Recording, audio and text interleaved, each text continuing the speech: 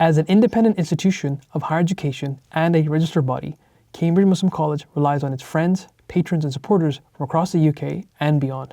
Help Cambridge Muslim College train the next generations of future thinkers, scholars and leaders, and continue delivering education series like our Ramadan programming. You can support our vital work by becoming a friend or patron, or by giving a one-off donation, whatever the amount, or you can also pay your zakat to the college, directly benefiting students in need. Visit cambridgemuslimcollege.ac.uk/donate and donate today. Thank you. Assalamu alaikum wa rahmatullahi wa barakatuh, everyone. My name is Shoaib, and I'm walking through God, Islam and Science, the series that we have for our Ramadan program with you, inshallah. In this third session, we are going to pick up where you left off in session 2, and that is, how do we ground our beliefs? If you recall from the second session, I gave you a framework. So we believe in Allah, we believe in creation and its constituents. But how do we justify that belief? Today we're going to be looking at a very interesting argument known as the contingency argument. Now don't let that name intimidate you. I know that for some people, at least some who have some familiarity with it, they get a little bit intimidated because it's a little bit complex. I hope that inshallah in this session as well as the next session, you'll be able to see that it is an argument that you can make sense of and it is accessible. It just requires a little bit of thinking through a few things. Inshallah, we'll hopefully facilitate that for you today and in the next session, inshallah. Now, just to take a step back, there are many arguments that you will come across in the Islamic tradition as well as in contemporary developments like philosophy of religion. For example, you will come across design arguments where people pick up a particular interesting phenomenon and they say, oh look, that looks very complex, therefore designer. There's also the famous Kalam cosmological argument, the KCA, right? Which argues that the universe must have had a beginning, therefore there must be a cause for that beginning, and that is usually associated with Allah. I am not looking at either of these arguments, right? And that is because I believe the contingency argument is by far the most potent argument for God's existence. And I hope that through manageable steps, we can walk through that and you'll be able to see and also appreciate how we can use this argument, particularly in relation to not just proving that we have basis for our beliefs in terms of Allah's existence, but also how it can help us with our science and Islam conversations. So, to begin with, there are two parts to the argument, and that's why we've divided it across session 3 and session 4. Today, I'll be walking through how do you go from something called contingency to a necessary being. Again, don't let those words intimidate you. I'll unpack those shortly. And in the fourth session, we'll go over how do you get from the necessary being to Allah, right? So, let's start off with the first step, contingency to necessary being. Before we get into that step, we need to walk through a few preliminaries. And I want you to start thinking about two very basic terms, which you're probably familiar with, but I want to unpack even more and carefully. Those two terms are possible and impossible. Now I'm sure you're like, hang on, I know what those terms mean. I'm sure you do. I'm not denying that. But we want to have a finer qualification of those terms. And the way I'm going to do that with you today is by walking through some questions with you. So what I'd like you to do, I'll say the question, and I want you to write down your answer on a piece of paper. So you can pause the video if you want to. And by the end of that set of questions, we'll then unpack why this exercise is being done and how it can feed into helping us understand the contingency argument. All right, you ready? Let's go. So the first question is, can 1 + 1 = 3? Is that possible or impossible? Question number 2, can I live without eating any food for a year? Question number 3, can I fly at will? So just to be clear about that one, I'm not talking about using jetpacks and all that. Just by me imagining, can I just fly? Yay or nay? Number 4, can I wear a different colored shirt? Number 5, can I be taller? Number 6, can I have different hair color? Number 7, can the solar system be different?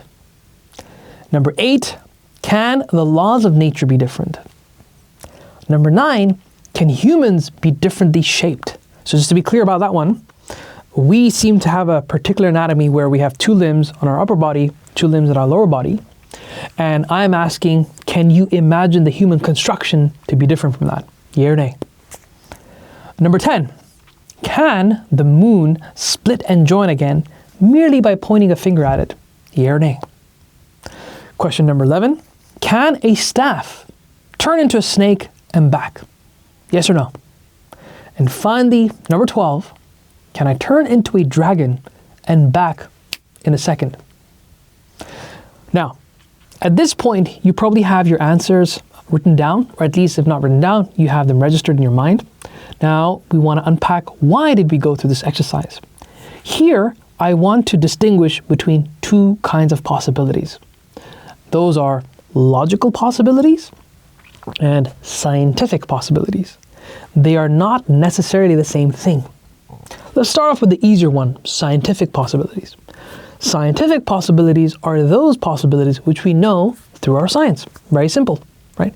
We know that if you eat certain kinds of materials, let's say for example lead, or if you consume certain gases, right, be it bromine or chlorine in high doses, you can potentially die as a result of that.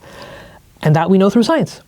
We also know that if you, play with the radioactive material, that can cause cancer and other problematic diseases, right? Those are things that are informed to us by science. Those are scientific things and realities. And we also know that science has certain limits for us. For example, we know through our biological makeup, human beings cannot be taller than 3-4 meters at best, and that's because after a certain height, the biological configuration is such that it would lead to various complications, which can lead to premature death, right? And there are other limits that we have from science. I cannot just think about it flying and I'll start flying. Science doesn't permit that. I cannot just will fire to come onto this table. Science doesn't permit that, right? So scientific possibilities are those possibilities that we know are possible because of our understanding of laws of nature. So that's one category. Now the other category that I have in mind is known as logical possibilities. Logical possibilities are broader, and they are primarily to do with anything that you can conceive of as long as it's not inherently a contradiction, right? Now, what do I mean by that? Well, scientifically, it's impossible for me to fly. If no matter how much I sit and imagine of flying, I can't really fly. I can't lift off the ground. But can I conceive of it? Yes. So me flying at will is a logical possibility, but it's not scientifically possible. I hope you're not beginning to appreciate that difference between these 2 things. Similarly, when you think about that question about eating, can I live for a year without consuming any food whatsoever? Scientifically, impossible. Logically, it is possible, right? And now you can kind of see this is where the discussion of miracles starts kicking in. We know, that there are laws of nature in place, and we know that seas don't split apart. We know wooden staff don't change into things unless there's some external intervention. But we have in scripture that these things occurred. So we know that these things are logically possible, even though they are not scientifically possible. So let's take a step back, okay? Right now, we have, at least as a minimal concept, we've been able to differentiate between scientific possibilities from logical ones. And you should be able to know that scientific possibilities are a subset of logical possibilities. Logical possibilities are very broad. You can think of all kinds of things even though they're not rooted in science. But all scientific possibilities must be logical. That's just the way the relationship is. Everything in science must be logical, but not everything that is logical is necessarily scientific. Miracles being a prime example. So far so good? All right, Bismillah, let's carry on. Now, 2 more terms, and then we can get into the argument. There's a reason why we had to appreciate that difference between logical possibilities and scientific ones. And that is because we want to now start understanding the term contingency. That is a word that I want you to be able to appreciate and munch over. Contingency means that you can imagine something to be other than what it is. not against the benchmark of what is scientifically possible, but against the benchmark of what is logically possible. So take this cup, for instance, right? I can imagine this having other properties, other configurations, other designs. All of those are logically conceivable for me, no problemo. I can imagine human beings differently. I can imagine them having different limbs. I can imagine them having different, extensions of certain body parts, no problemo. I can imagine the universe being different. I can even imagine, the certain planets having different configurations. All of those are logically possible. And as a result, all of those are contingent. So to really hone in on the definition, a contingent thing or a contingent being are realities which could have other properties, such as, being blue or white, taller or shorter, right? Or even failing to exist. I can imagine a world where there are no human beings. That's possible. I can imagine a world where there are no planets. That's also possible, right? So anything that you can imagine for it to be any other way is contingent, right? This should be contrasted with something called a necessary being. A necessary being or a necessary thing is that it inherently cannot be other than what it is. For instance, the very first question that we looked at in that question set, 1 + 1 is necessarily 2. Cannot be 3, cannot be 4, cannot be 5, because otherwise it's a contradiction, right? Contradictions are really the benchmark for what we can and cannot accept. We do not accept contradictions manifesting in reality, right? So if you recall from the second session that we had last week, I mentioned 2 examples. One of them was, can 50% be bigger than 100%? No. Logically, it's contradictory. Can you have a squared circle? No. It's a logical contradiction. I'll give you a third example. Can you have something that's completely black and completely white at the same time? No. Logical contradictions, right? Logical contradictions really inform the height of how far we can think of.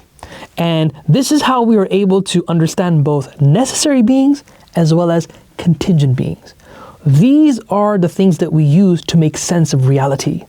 That everything that is logically possible has to be either contingent, it could be other than what it is, or it's necessary. It is intrinsically the way it is and it cannot have been otherwise. If you've understood those concepts, what is logically possible, what is scientifically possible, what is contingent, what is necessary, you are pretty much ready now to start the argument. So let's get to that. So I'm going to ask you 5 more questions and then we'll be able to see how that feeds into the argument. I want you to think of apples. Are apples contingent? Yes or no? Clearly, we can see apples being another way. We can imagine them having different properties, different sizes, therefore they're contingent. Excellent. Can we imagine human beings being another way? Yes, we can, right? We can imagine them in different colors, different shapes, different configuration. We can even imagine a world where they don't exist. Hence, they're contingent. Can we imagine the planet being another way? Clearly, we can. I hope so, at least. Number 4, solar system. Can we imagine the solar system having different planets? Yeah. We could have been in a solar system where there could have been 20 planets circling the sun, right? We just happen to be in one where there are 8. There were 9 when I was younger, now it's 8. Pluto has been kicked out, so, right, maybe it might come back in again. And number 5, can you imagine the entire universe being different than what it is, right? And the answer is yes. So, what did we conclude from that? We concluded that the universe and all of its constituents are contingent. And this is the starting point for the contingency argument. So we've done the preliminaries, which is where we looked at into what is the distinction between logical and scientific possibility. And now we're getting into contingent and necessary. And we are working with the assumption now the universe is contingent and we want to see where this takes us. So if you've been following me so far, and I really hope you've been able to do so, let's start by asking a simple question. Where did this contingent universe come from? Now, theoretically, there are only 2 options on the table. The first option is that it caused itself, right? The second option is it was caused by something external to itself, right? Now, let's evaluate those 2.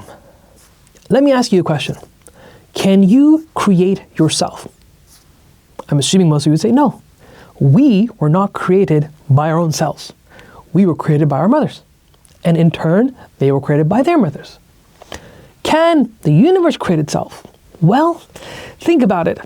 The universe creating itself, or even you creating yourself, it would mean that you or the universe would have to exist and non-exist at the same time. And if you recall earlier, I said that we do not believe that logical contradictions are true. Logical contradictions are pretty much the benchmark of how we assess reality. When we say that the universe created itself, what we are fundamentally saying is that a contradiction is true. And that is something we don't accept. So therefore, if we are able to rule out that the universe created itself, it then means the other option must be true. That is, there's something outside the universe that created this contingent thing. So then we get to that other thing. So we know that the universe was created by something else. Fine. Now the question is, well, this thing here, is that self-caused? Or did that, was that created by something else? Now clearly we agreed that nothing can be self-causing. So then we go to the third thing in the chain. Was that self-caused? Or was that caused by something else? And then we can imagine there's a chain forming here. Now at this point, the question is, can that chain go on indefinitely? I want you to think about dominoes. I'm assuming that most of you know what dominoes are, but if not, just imagine a stack of blocks, right, with circles on them, and you can then search on Google what dominoes are if you don't know what I'm talking about. It was a generation thing. I'm not sure if it's popular now. Now, imagine this. So you have a stack of blocks here. Can that stack of blocks ever create itself such that it topples by itself? Not necessarily. You need something external to that set to start the blocks tumbling over, right? Something outside of that set must be there. Similarly here, when we think of this set of contingencies, there must be a termination point, a stopping point. Otherwise, we say all of this came out of nowhere, right? And clearly, we don't work with the assumption that reality behaves that way. We do believe things have explanations for why they exist, with the way it exists. So if you believe that there must be a termination point, well, voila, we've reached the conclusion that we were striving to get at, and that is the necessary being. Now you may think, hang on, that's a big step. We went from contingency to the termination point, and Shoaib, you're saying that termination point is the necessary being? Like, yeah. Well, why can't it be contingent, you may ask? That's a completely valid question. The reason why that termination point cannot be contingent, because if it was, then we would need to ask the question, where did that contingency come from?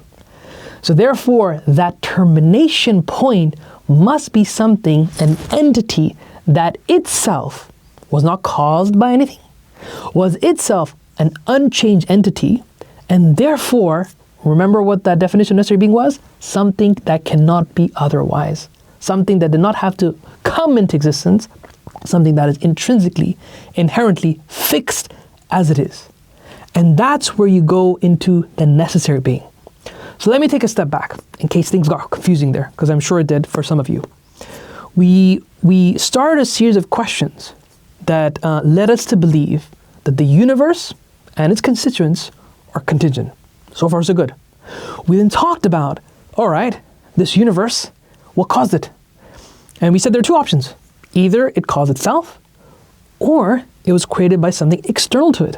Okay, so far so good. We also said, however, that it cannot be self-causing, because self-causing means it's a logical contradiction. And that is something we do not accept in any metric of reality. We just do not. As a result, it must be caused by something external to itself. So if we follow this reasoning, then we ask, okay, this contingent universe, this must have an external cause. We ask the same question, is it self-causing or was it caused by something else? And you can keep going on and on and on. Now the question that emerges from this, can this chain go on indefinitely? And we reach the conclusion, not really. If you put in, a stack of blocks, clearly the blocks cannot topple themselves. Something outside of that must have externally touched that first block for it to all topple over. In other words, there must be some termination point, right? To use more technical language, you cannot have a set of infinite objects, right? So infinite just means keeping on going forever, right? That's all it really means. So if we get to that necessary being, then you've pretty much done part one. You really have, right? Now, you may be thinking, well, Shoaib, is it not possible that perhaps this chain is infinite? Is it not possible? And that's a completely valid question, right? So let me give you something to think about. On the one hand, you can challenge that question head on. You could say, well, are infinite concepts really coherent? So I'll give you one example, and I'm not going to go through every single, counter example out there, but just think of one example. In mathematics, infinity plus 1 is infinite. Okay. Infinity plus 2 is also infinity. Okay. Infinity plus infinity is also infinity. Okay. Now let's go the other way. Infinity minus 1 is infinity. Infinity minus 2 is also infinity. So some philosophers claim that the very nature of infinity it has no coherence whatsoever. It's a black hole. It doesn't really make much sense. And so because of that, this idea of an inherently, infinite set just does not seem to exist, right? And there are other examples out there, but I suspect if we start entertaining those for this session, at least while in Ramadan, maybe a bit too much for us. So I'll leave you with that counterexample if you wanted to challenge infinity head on. But let's say that infinities were to exist. Let's say for the sake of the argument that this chain of reasoning can go on. Okay. Now the question that emerges is, what about the nature of this set, however? What about the nature of that set? And I want to transpose us to a more concrete example so that you can maybe get where I'm going with this. I want you to imagine we have a library. Now that library has books. So imagine a library that has an infinite number of horror books, okay? Not an infinite number of comedy books, okay? So the question is, why does this library have just horror books, an infinite number of horror books? Why not comedy? Why not romance? Why not religious books? Why specifically that? In other words, even if there was an infinite set, like we're talking about here, it still forces us to ask the question, well, where did that specific configuration come from, right? Because remember, contingency means you can imagine it being otherwise. If you can imagine an infinite series where you start with our universe going on indefinitely, you can imagine another series where perhaps we have our universe being created by several other things, similar to where we have a library with an infinite number of horror books versus a library versus an infinite number of comedy books. So if you've been able to follow that, fundamentally the conclusion is even if that entire set was infinite, it still requires an explanation. So whether you want to accept that this chain cannot be infinite, hence you stop at a termination point, or even if you want to say there could be an infinite, it still needs a necessary being. The nature of that necessary being means it has to be uncaused, cannot be caused by anything else, cannot experience change because otherwise it'd be contingent, cannot be in time because otherwise it'd be contingent. Remember, time also means that you are a contingent entity, right? If you're experiencing change in time, you are a contingent entity because you were in one moment at one point in time, you were another moment, another point in time. So this termination point must be such that it cannot experience change. That entity must be intrinsically the way it is, similar to 1 + 1 is equal to 2 and cannot be other than what it is. So let's take a step back to summarize everything that we've said in this session. We talked about, in the very beginning, about two kinds of possibilities: scientific possibilities and logical possibilities. We concluded from that question set that scientific possibilities are things that we know through science. Logical possibilities are things that we can conceive of. As long as we don't hit any internal contradiction, we should be able to think of those things. Like, for example, I can imagine myself flying, even though I know scientifically it's not possible. This distinction becomes the basis for when we think about things that are either contingent or necessary. And I told you that the way we should understand contingency is against the benchmark of what is logically possible, not what is scientifically possible, right? Now, we also then, followed through with our line of reasoning and agreed that the universe and all its constituents are contingent because we can imagine them to be other than what they are. With that, we then followed through with the questioning of, well, where did this contingency come from? Was it self-caused or was it caused by other things? And so we see there's a chain here. That chain, is it infinite or not? And we agreed that there must be a termination point. And some of you may think, hang on, I can see an infinite chain here, no problemo. Even if you did, then the question is, where did that set come from? In other words, you cannot escape a termination point, whether you agree with that infinity or not, right? And that is where we get the introduction of the necessary being. That necessary being cannot be other than what it is, cannot have changes in properties, cannot have changes in anything else. And that is where we'll conclude today's session. In the next session, what I'll walk you through is the second step of the argument, which is how do we go from the necessary being to God? So do forgive me if that was a little bit technical. I hope you have the time to think over this and munch over these ideas. And I'll see you next week, inshallah. Assalamu alaikum wa rahmatullahi wa barakatuh. Ramadan provides us with an invaluable opportunity to increase our piety, our God consciousness. It is also an opportune time to give generously in charity. As an independent institution of higher education and a registered charity, our work relies on the generosity of individuals like you. During this blessed month, we ask you to support Cambridge Muslim College. You can do so through regular giving, by becoming a friend or patron, or one-off donations, whatever the amount. This Ramadan, our goal is to make 10,000 new friends. Head to the donate page on our website, become a friend for as little as £5 a month, and help us continue delivering educational programs like this for the wider community, training the next generation of Muslim scholars, thinkers, and leaders.